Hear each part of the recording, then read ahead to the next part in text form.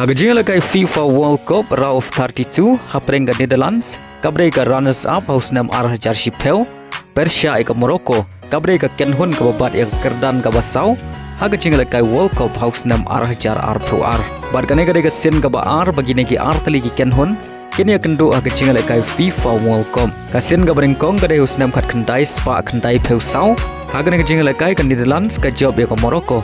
Da ar lakway bad Hadien live Peu ar Snem kini ki ar tli ki Kenhun kia kenduk piang Haka Jingialehkai FIFA World Cup. Haba pai syakna ke Jingialehkai Haka kela step ke Jingialehkai kalong Maria khai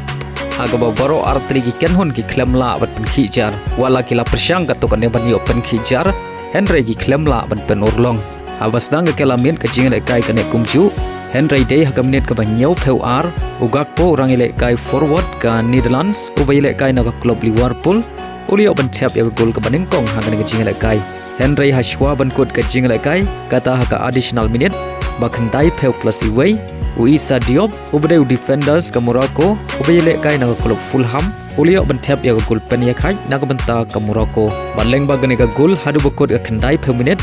bad ke additional time baru arteli Kenhun kia khai da marsi gol balaha ban penjalan ya ke Jingialehkai sakumba live Peu minute haba pai par syaka extra time ke balai Peu minute ke Jingialehkai kene kumju Haka babaro arteli Kenhun ki klem la ban tap ya gol pentam nadu basdang ke extra time hadu bokot ke live Peu minute but 10 minute ke additional time baleng bang ke Jingialehkai lahap ban ra syaka penalty shootout ban rai mano ban job ya ke Jingialehkai badai Haka penalty shootout ke balakan jat marsan ngot ke Morocco kalala ban pelim ya ke Netherlands dalai la ar baleng bang ke Jingjob ke Morocco kalala ban Siew Kylliang ya ke Netherlands Hadien live Peu ar Snem bagasya pelim Haka Netherlands Haka Jingialehkai World Cup haus Snem kat kendai spa kendai Peu Sau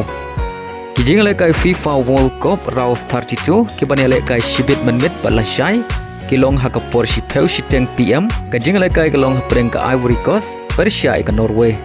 Haka por ar shiteng EM ke Jingialehkai ke long preng ke France Persia ke Sweden bar Haka por riu shiteng EM ke Jingialehkai ke long preng ke Mexico Persia ke Ecuador.